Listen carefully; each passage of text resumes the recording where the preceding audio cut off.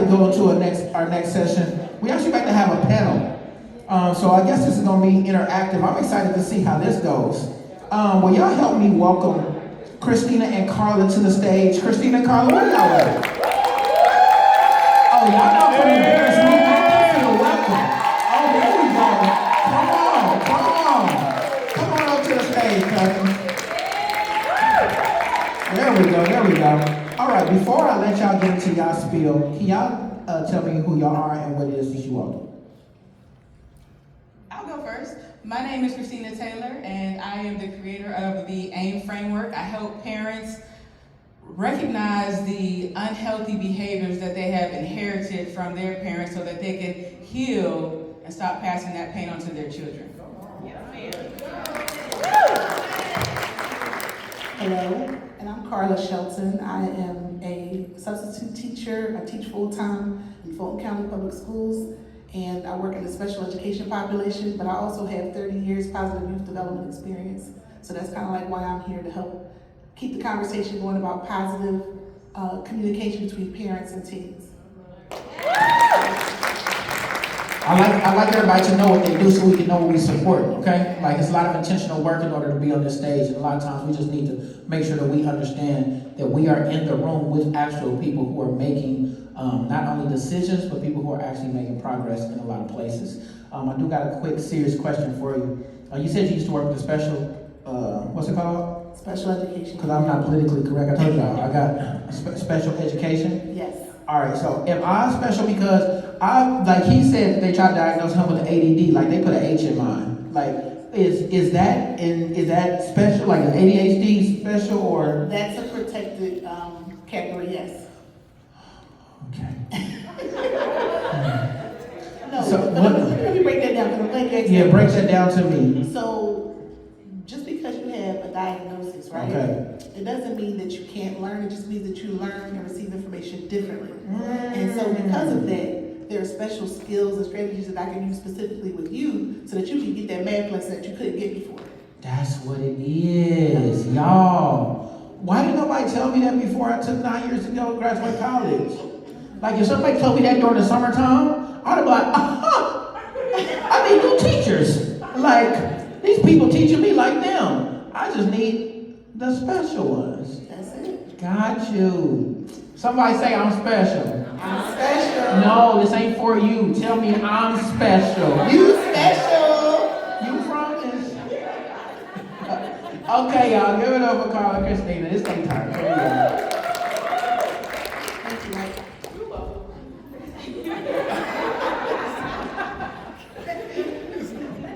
Hey, Christina. Hey, Carla. I want to start off by saying thank you to Akeia for giving us this opportunity. Yes. And I want to say thank you to you, Carla, for joining me here on stage today. So, when I think about my childhood, I find myself going back to about the age of 5. And when I get to this place, I find myself being reminded of this experience on the inside where there was this intense emotional discomfort, this anxiety, this conflict on the inside that I couldn't explain it because I didn't have the language or the words for it, and nobody else seemed to be having the same experience because they weren't talking about it either. And I spent the rest of my life trying to navigate this experience on the inside without ever speaking about it. And it wasn't until I became a mother for 18 years that I found myself having some experiences in my own relationship with my daughter that led me to go to therapy. And once I did that, I realized that that intense discomfort that I was experiencing on the inside was because my emotional needs were not being met. I know my parents did the absolute best that they could. They provided for my physical needs of food, water, clothing, and shelter. However, they were unable to meet my emotional needs, not because they're bad parents, but because they too were raised by parents that didn't meet their emotional needs. Again, not because they were bad parents, but because they didn't know, they didn't have the awareness. And this pain lived with me for decades, and it caused a lot of issues for me and my childhood and my parenting journey and other relationships. So I want to ask you, when you think back to your own childhood, Are there any experiences or any moments where communication or the lack of it really impacted you emotionally? So thank you for that question, Christina.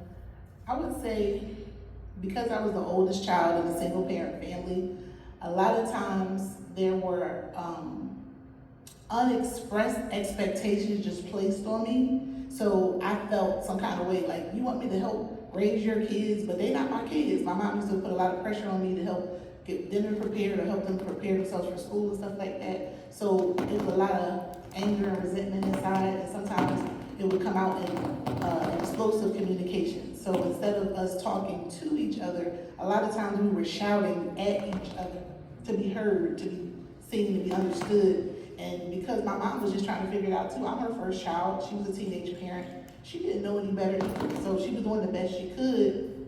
But as a kid, you don't know and understand that. You just know that I'm trying to do the best I can too, and you hold me to a standard that you haven't even expressed to me yet. So we can say these words now that we're adults, but as a kid, I didn't know what, having responsibilities were or having standards were. I just know that I was a part of this family, and I had a lot of things that were expected upon me that was never directly told. It was just like, here, you gotta do this, you gotta do this. And I was like, okay. That's good. So I realized after I went to therapy that, again, I had emotional needs and they weren't being met. And I learned how important validation is. Validation doesn't mean that I agree with what it is you've expressed. It means I believe you. I believe you about the experience you're having on the inside, the emotional experience that you're having on the inside. So anytime your child comes to you and they tell you that they're afraid, they're jealous, they're angry, they're hurt in any capacity, it is so important as a parent that you validate your children, because it helps them to understand that their internal world of feelings and emotions are real. And it also helps them to develop language to express what it is that they're experiencing on the inside. Because when you leave them without that language, they tend to naturally just create their own stories. And when you leave a young child to do that on their own, they create false realities and fantasies that may seem like they serve them well in the moment, but as they grow, they become an extreme disservice to them. And it creates a lot of dysfunction that gets passed on unintentionally. So in your own parenting journey, how would you say you've handled repair with your children as a result of some of the things that you adapted to in your childhood? So when you have experiences with your own children, what ways do you work to repair things? The first thing I learned to do with my children is to take accountability. So we're not always right, and children aren't always wrong. And when they're expressing how they feel, how can how they feel be wrong? It's how they feel. So the first thing I learned to do with my own children is to acknowledge how they feel, to take a step back and recognize that I do something or say something to contribute to how they feel. And then if I have done something or said something to offend my children, or I made a mistake because I didn't bother to listen to the whole story, I just jumped in the middle because I went into parent fix-it mode instead of hearing the whole thing, I would go back later and I said, you know what? I'm so sorry. I didn't hear what you had to say earlier because I had something else on my mind. I was distracted. I apologize because mommy was wrong. What can I do to make it right? That is really, really good. Taking accountability for your behavior, it does a lot for you as the parent, and it does a lot for your children. It stops your children from creating these false narratives, and it also lets your children see that you're human. A lot of times we have a tendency to want to be perfect parents, and perfect parents don't exist. Your children need to see that you are human, that you have feelings, that you have emotions, that you make mistakes, sometimes you make poor choices, and they need to see that you are going to take responsibility for your good choices and your not so good choices. I've also noticed that when babies are born, they only have one communication style, which is crying. However, as they get older, they transition into verbal communication. And there tends to be some type of disconnect, or there seems to be switch that happens. Like when children learn how to communicate verbally, it's as if parents believe that the emotional communication no longer matters. It's as if verbal communication has replaced the emotional communication, the nonverbal things. And I need you to understand that those two are supposed to be merged together. They're not separated, they're merged together. So when you're dealing with your own children, I guess what would be some of the things that have helped you to grow the most in your relationship with your children? Well, first of all, I have 2 children. I have a daughter and I have a son. And they just happen to be 10 years apart. So they're very, very different personality types. The way that they move, the way that they operate in the world is very, very different. And so I had to treat them as individuals, respect their individuality. They're not the same person. They're not a mini-me to the other one and all that kind of stuff that people sometimes will say in families, oh, you're just like your brother, just like your sister, whatever. But I treated them as individual people, and I pay attention to one person. One of my kids likes to be more to themselves. They would rather be in their room, reading a book all day long, than to be outside playing. The other one wants to do the opposite. They want to be outside all the time, playing with their friends, throwing the ball, all that kind of stuff. So I had to be respectful of the fact that they're different people. They have different needs, they have different triggers for different things. Some things that may upset my daughter won't upset my son. Some things that upset my son, my daughter ain't even paying attention to it. So just being really cognizant of the fact that they have different needs, and whatever they needed from me in terms of support as a parent, I just tried to be honest about what I could and could not do in real time. And I've also put my ego aside. Like, there are some things that my kids could never get from me because I really didn't live that experience, right? So if it's something that I don't have to give them, like Mr. Patterson said earlier, you can't give what you don't put out. You can't get out what you don't put in. So if I've never experienced it, how can I then show my kids or tell my kids about something? But I put them in relationship with other people so that they can get the information that they need to help them navigate whatever it is they're facing. For instance, I never played football. You know, I can't teach my son how to, I can go out there and throw a ball with him, but I can't teach him how to line up and how to blitz and all that kind of stuff. That ain't in my wheelhouse. But I can give him into positive, healthy relationship with people who have played football, so that when he wanted to learn how to play, that's what he could do. That is so good. Thank you for sharing that, Carla. And one thing that you mentioned is the tendency sometimes for parents to compare their children. I'm the mother of one child, so there was no comparison on my part with my daughter. When I think back to my own childhood, I am one of 4 children that were born to my parents.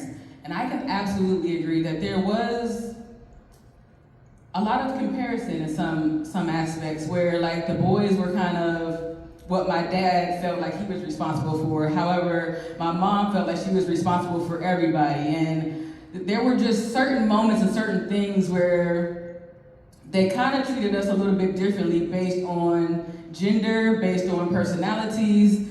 As it relates to the relationship I had with my dad, I realized later in life, much later in life, that we didn't have the best relationship. But we didn't have the best relationship because of my personality. It wasn't because I was a bad person, which is kind of what I thought early on because I didn't understand it. But it was because in order for my dad to be in a relationship with me, it would have required him to develop skills that he didn't know how to develop.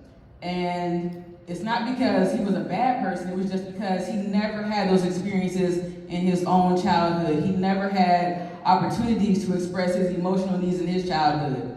And he grew up to be somebody that thought that work was all that he was supposed to do. Just as long as I go to work and make money and provide for my family, that's all I'm supposed to do. And it really impacted me as well as the rest of my siblings and my family, because children need mothers and fathers. And they need to be in healthy relationship with their mother and their father, not just one or the other. So in closing, do you have any takeaways or any one thing that you would like to leave the audience with that would really help them to navigate their parenting journey better? Yes, I would. So when I was a teenager, I felt like the communication between me and my mom was going like this, right? I'm over here, she's over there. And it wasn't because we didn't love each other. That was clear. We definitely loved each other. My mom definitely supported me the best she could, working and making sure I had the best quality education, all these kind of enrichment experiences, etc. But because we spent so little time together, our communication got more and more distant. So what I learned to do in my 12th grade year, we were so busy missing each other, not having a chance to talk to each other. I'm at school in hours and she's at work. When I come home from school, she's sleeping. When I go to bed, she's getting up to go to work, all that kind of stuff. So we started leaving each other these little notes. And what you do when you take away the verbiage, the tone and the voice, and sometimes it can get misinformed, is you get honest communication, because I had to write down to my mom what I wanted her to hear me say. And by me taking the time to write her short little notes, and her taking her time to write me short little notes back, we began to respect each other in a way that we hadn't before.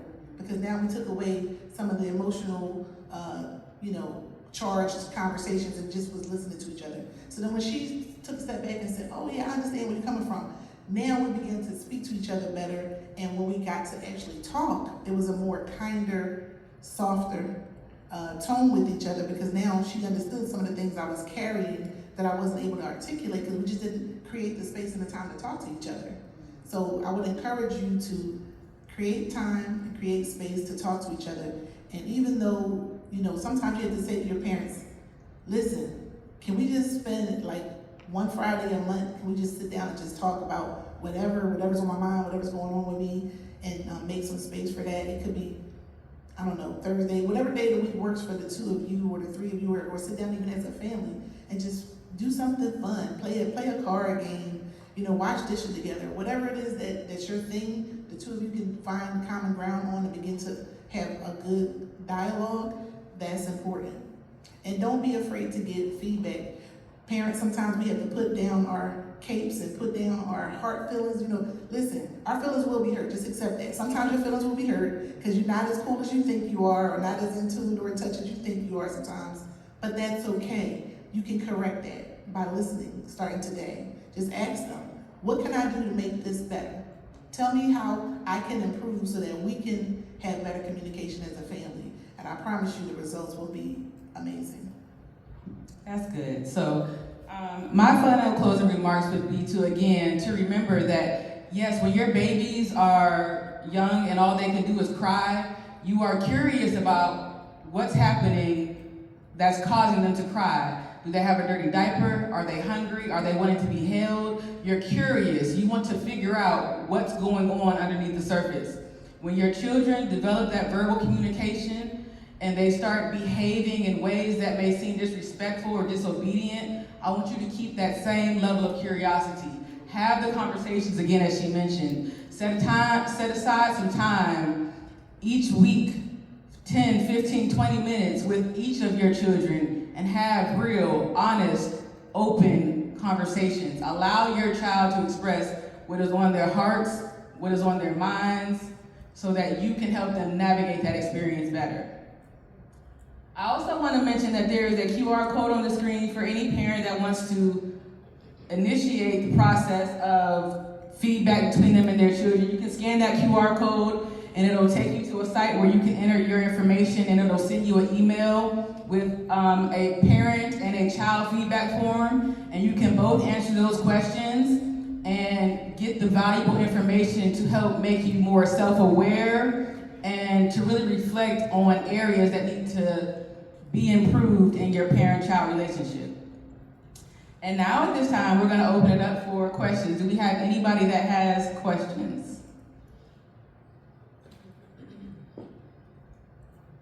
Oh, I know somebody's got a question. Nobody? In the back. Maria has a question. I'm just curious, the disability, what was your mom's disability? Me? Carla. No, my mom didn't have a disability, but I work with children in the special needs population, but my daughter also has ADHD. So the young lady that's out in the lobby that's doing all the chair massages, she's my daughter, she's 27, and we found out that she was diagnosed with ADHD at the age of 7, second grade, and it was a lot to process, a lot. But what I learned, and I learned to tell her, is it's not a disease, you have a different way of receiving information, and that's all it is. There's nothing wrong with you. You are perfect. God made you the way He wanted you to be so that you can see things differently, so that you can participate in the world differently, because He has a special gift on your life. And I think when people look at it from that perspective, it helps open the kids up and make them feel more empowered to be exactly who they are. Thank you. Anybody else have a question? For somebody starting out, and maybe just doesn't have the confidence or the history that you all have in terms of dealing with, communicating with our parents or with our children, how do we start acknowledging or admitting that it's something that we want to get into? Like, a lot of times we may feel it. I relate to a lot of stuff y'all saying, but I don't want to be the first person to be judged for the fact that I'm admitting that we have an issue. How do we handle this? Well, there are two different places I know initially that come to the top of mind. One is with your medical professional. Whenever you go to the doctor, if you take your kids to a pediatrician, the pediatrician can refer you to someone that can help you start having more clear dialogue, more healthy conversations with your child. And if you're a student, there is a guidance counselor at every school that you can talk to. Whoever does your SEL lessons, your social emotional learning lessons, they will be able to get you connected to some resources so that you can approach your parents and talk to them and share things that you might not feel initially comfortable talking through. Yes. Do you have a question? Is it? You? Oh, Yes. okay. Yeah, so what's the best, or how do you approach your kids when you know your kid was correct and you were wrong? So how do you acknowledge it and let them know that I was wrong and you were right, in a sense? You approach your child as soon as you have that awareness that I said something or I did something that was wrong and I know it was hurtful and or harmful to my child. You immediately, as quickly as possible, go to your child and you admit that you were wrong. I was wrong. I had a rough day at work. When you said or did X, Y, and Z, I felt angry, I felt whatever, and I shouldn't have done whatever it is that I did that was hurtful and or harmful to you. Your children need to see you take accountability for your poor behavior. It helps them to understand that when they make mistakes, it's okay to be human and to admit that I made a mistake, I need to take responsibility and acknowledge what it is that I did so I can attempt to make amends, attempt to repair this relationship and do my part. They need to see it modeled so that they can replicate it with their own behavior. So, I was Akeia? going to say, I'm so glad that you said that, because what I see in households is, or what we need to know is that the parent is the child's first example, right? So if we want them to communicate, communication has to start with the parent first. Yes. So what does that look like? It looks like engaging in dialogue versus monologue.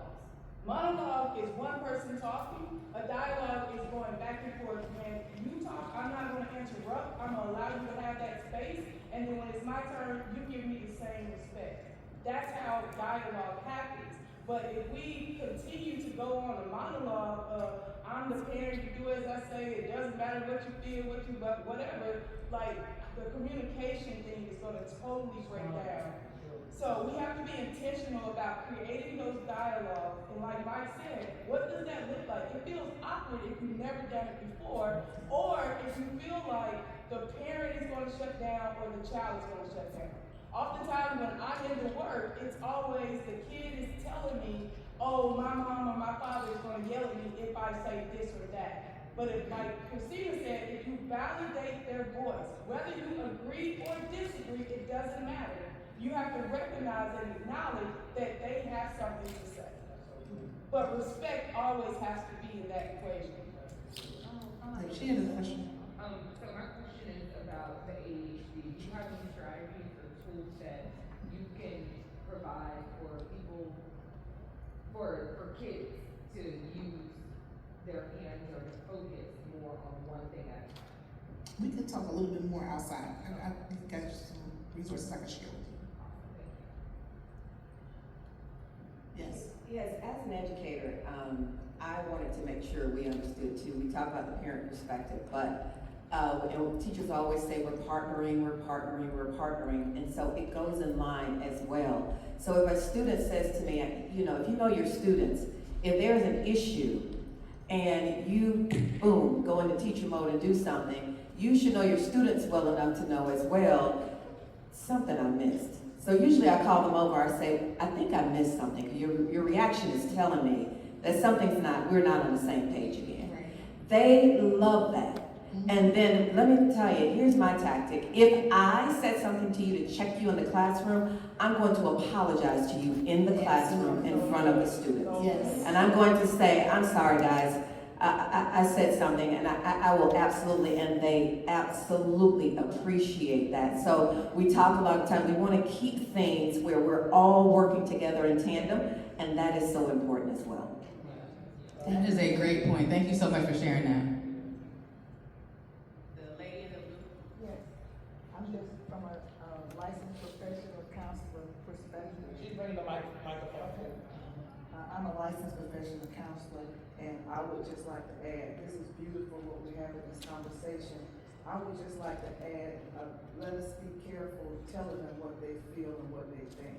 Yeah. I think if I do something, I should ask them, how were you impacted by what I did? Rather than saying, I know you're angry because I said that. You don't know they're angry.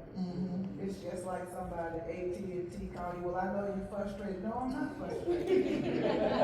So we have to give them the room to be able to say, this is how I'm impacted. And if they don't, give them a minute. Sometimes, we have to, when there is silence doesn't mean nothing is going on. It actually means somebody thinking. So give people room to be able to step in, to be able to say what they need to say. And I just want to say that part, because as a therapist, I see it all the time.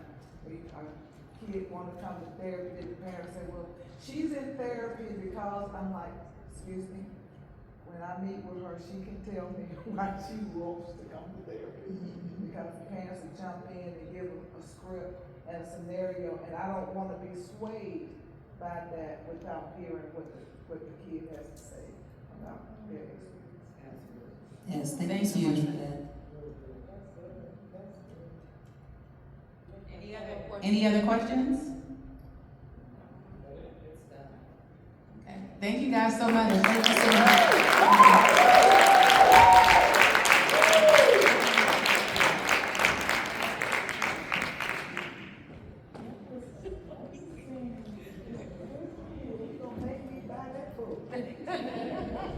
I heard that. Somebody said, you're going to make me buy that book.